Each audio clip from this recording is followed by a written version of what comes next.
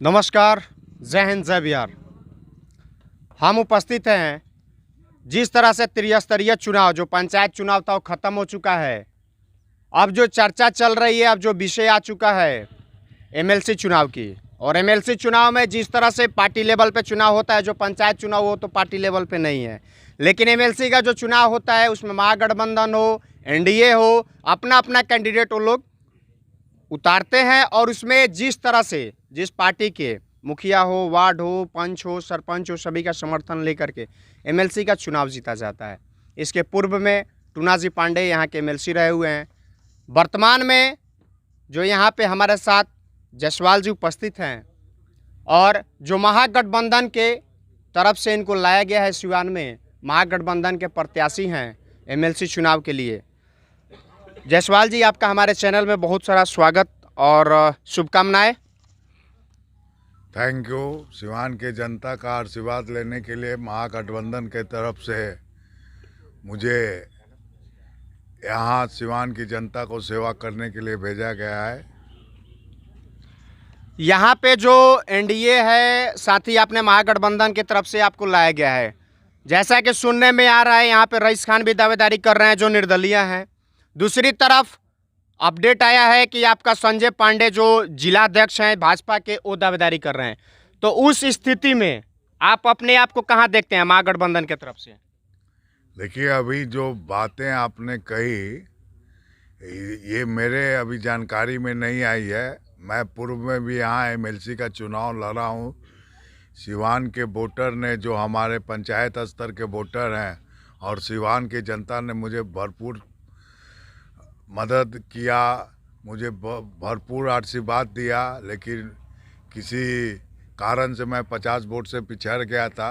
और इस बार मुझे पूर्ण विश्वास है कि चाहे कोई आए, मुझे सिवान की जनता और यहाँ मेरे पंचायत के जितने भी प्रतिनिधि चुनकर आए हैं उनका अपार समर्थन मिल रहा है और मैं अपार बहुमत से ये चुनाव जीतने जा रहा हूँ।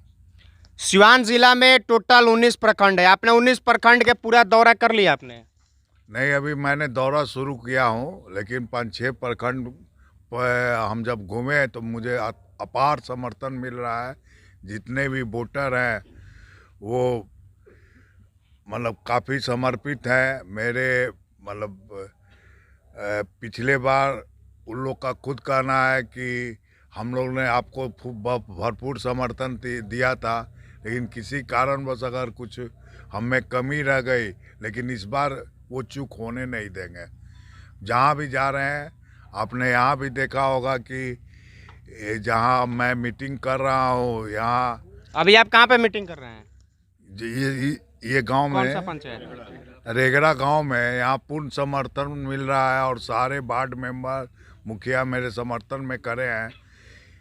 और इसी तरीक़ा से हर एक वार्ड में जहाँ जहाँ मैं गया वहाँ इसी ढंग के माहौल है और मुझे अपार समर्थन मिल रहा है। यानी कि पिछले बार ही चुनाव लड़े, पिछले बार इनको 2 स्थान प्राप्त हुआ, 2 नंबर, और जिसमें 50 मतों से पीछे रह गए। लेकिन इस बार इनको पूर्ण विश्वास, आशा है कि ये जो एमएलसी का चुनाव है वो निकालने जा रहे हैं और जीतने जा रहे हैं। लेकिन कहीं ना कहीं एक तरफ देखा जा रहा है, जैसे कि बयान आ रहा है रईस खान का भी, जो कि जदयू में तो सदस्यता नहीं लिए, लेकिन वो अपने आप को दावेदारी में देख रहे हैं कि हम भी कहीं ना कहीं दावेदारी में हैं। तो उस स्थिति में, और दूसरी तरफ कहा जाए तो एमएलसी का जो चुनाव है वो धन बल और बाहुबल दोनों तरह से होता है। तो उस स्थिति में आप अपने आप को कहाँ देखते हैं? देखिए, ये आपका कहना गलत है कि धन बल बाहुबल।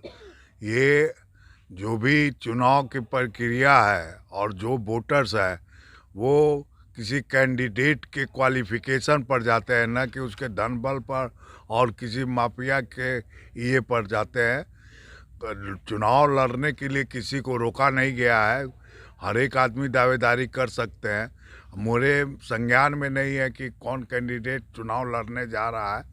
अगर कोई कैंडिडेट आते भी हैं, अगर मेरे वोटर को मुझ पर विश्वास है तो मुझे घबराने की ज़रूरत नहीं है।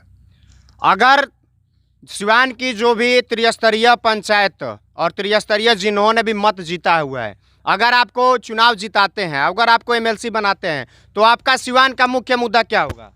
देखिए, यहाँ की समस्याओं में सबसे पहले हम जो ने देखा है कि यहाँ गरीबी बहुत है।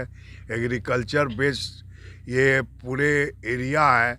यहाँ फूड ग्रेन इंडस्ट्री काफ़ी सक्सेस करेगी और उसमें कम से कम नहीं भी तो मतलब कम से कम 2000 युवकों का बेरोजगारी दूर होगा। तो मैं इंडस्ट्रियलिस्ट हूँ, मैं प्रयास करूँगा कि मैं अपने दोस्तों को यहाँ पर फूड ग्रेड इंडस्ट्री लगाने का मैं अपने स्तर से भी लगाऊंगा और उन लोग को भी कहूँगा लगाने के लिए, जिससे कि यहाँ का किसान को काफ़ी सुविधा मिल जाएगी, अपने फसल का उचित मूल्य मिलेगा, उनका फसल का खपत भी यहीं पर हो जाएगा। इस ढंग से इसका विकास करने का, डेवलपमेंट करने का मेरा प्लान है। यहाँ पे खास तौर से आज के समय में जो कि सबसे ज़्यादा युवाओं का मुद्दा है, युवाओं की बात हो रही है। आज भी जो पंचायत में जीत कर आए हैं, सबसे मैक्सिमम जगह देखा जा रहा है तो युवा ही जीत कर आए हैं। सिवान जिला में जो भी युवा हैं उनके लिए आपका क्या विकल्प है? देखिए, मैंने तो बताया कि जब इंडस्ट्री लगेगा तो यहाँ काफ़ी युवाओं को रोजगार मिलेगा। अब मैं तो कम से कम सिवान जिला में अगर 2000 युवाओं को नौकरी देने में भी अगर फर्स्ट फेज में सफल होता हूँ, अगर मतलब पहले साल, तो ये हमारे लिए बहुत सौभाग्य की बात है। और मैं भरपूर प्रयास करूँगा कि और भी इंडस्ट्रीज लगे, तो ये संख्या जैसे जैसे बढ़ेगी तो यहाँ बेरोजगारी का प्रॉब्लम उसी धीरे धीरे मतलब सिवान पूरे प्रदेश का सबसे संगठित जिला बन जाएगा और यहाँ के युवक आने वाले 5 सालों में बेरोजगार की समस्याओं से दूर हो जाएंगे। तो युवाओं के लिए भी इन्होंने प्लेटफॉर्म जो है वो तैयार करके रखा है, किसानों के लिए भी करके रखा है। लेकिन जिस तरह से यहाँ पे वर्तमान में एनडीए की सरकार है, बीते 16 सालों से चल रही है, महागठबंधन ने काफ़ी प्रयास किया विधानसभा में, लेकिन कहीं ना कहीं असफल रहे। पुनः प्रयास में वो लोग लगे हुए हैं। जिस तरह से हम भी रोड से आए, जो आकाशी मोड़ है उस रोड से आए, आप भी उसी रोड से आए होंगे। जो सबसे ज़्यादा यहाँ पे जर्जर रोड की स्थिति है वो आपको देखने को मिला होगा। तो उसमें आप क्या कहना चाहते हैं? यहाँ पे एमएलसी पहले टूना पांडे रह चुके हैं, यहाँ पे सांसद भाजपा के हैं, विधायक भी हैं कांग्रेस के। तो इस तरह की जो स्थिति जर्जर रोड की स्थिति है उसके बारे में क्या कहेंगे? देखिए, जहाँ तक मुझे पता है कि बिहार ने अपना अस्तित्व पूरे देश में सबसे पिछड़ा राज्य हो गया है, ये सरकार की गलत नीति के चलते हुआ है।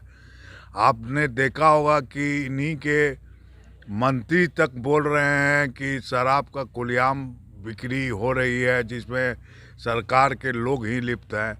तो इससे साबित होता है कि 20,000 करोड़ का जो इंडस्ट्रीज की लूट हो रही है, जो राजस्व का मुख्य स्रोत था, उन्होंने सरकार की गलत नीति के चलते उसकी लूट हो गई है।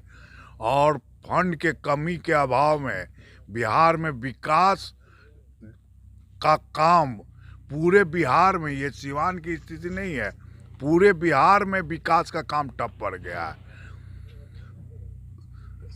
कहावत है कि 9 मन धन हो तब न राधा नचिहन, तो इनके पास तो पैसा ही नहीं है।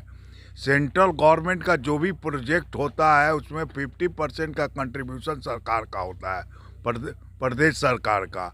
वो भी पैसा इनके पास लगाने के लिए नहीं है, जिसके कारण ग्रामीण रोड का भी बुरा हाल हो गया है।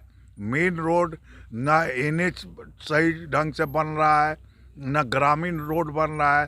पैसे का अभाव में सारा डेवलपमेंट ठप पड़ गया है। रोड की स्थिति जो इन्होंने बताया, बिल्कुल देखा जाए जिस भी रोड में हम लोग भी मीडिया कर्मी हैं, हर जगह घूमते हैं, हर जगह रोड की स्थिति देखते हैं।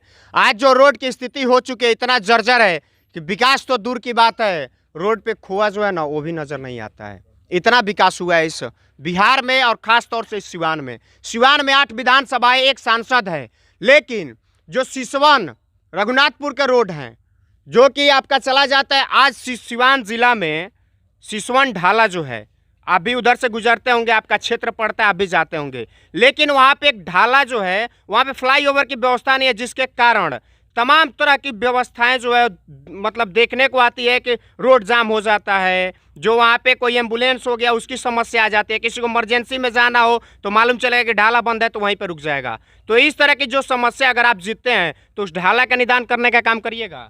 देखिए, मैं तो जहाँ पर प्रमुख समस्याएं हैं तो मैं अपने निधि से उस फर्स्ट प्राथमिकता होगी मेरी कि जहाँ जहाँ बहुत ज़रूरी है वो अपना फंड से मैं करवा दूंगा। तो आपने सुना जायसवाल जी को, जो कि बहुत बेबाक तरीक़ा से अपनी बात रखे और इन युवाओं के लिए, किसानों के लिए, नौजवानों के लिए एक अच्छा प्लेटफॉर्म लेकर के इस सिवान में आए हुए हैं। अब देखना ये है कि जो यहाँ पे जीती हुई प्रतिनिधि हैं त्रिस्तरीय पंचायत के, वो इनके साथ खड़ा होते हैं, ये तो आने वाला समय बताएगा। लेकिन अगर इनको जनता यहाँ के जिताती है तो जाहिर सी बात है विकास का प्लेटफॉर्म दिखा रहे हैं और हो सकता है कि अगर जीत कर आते हैं, पिछले बार 2 नंबर स्थान में रहे हैं, अगर इस बार जीतते हैं तो सिवान का प्लेटफॉर्म जो इसको सुधारने का और जो भी जन समस्या है उसको निकालने का काम करेंगे। हमारे साथ जुड़ने के लिए आप सभी का बहुत बहुत धन्यवाद। हम सभी का समर्थन विनोद कुमार जायसवाल के साथ हम साथ हैं, हमेशा साथ रहेंगे।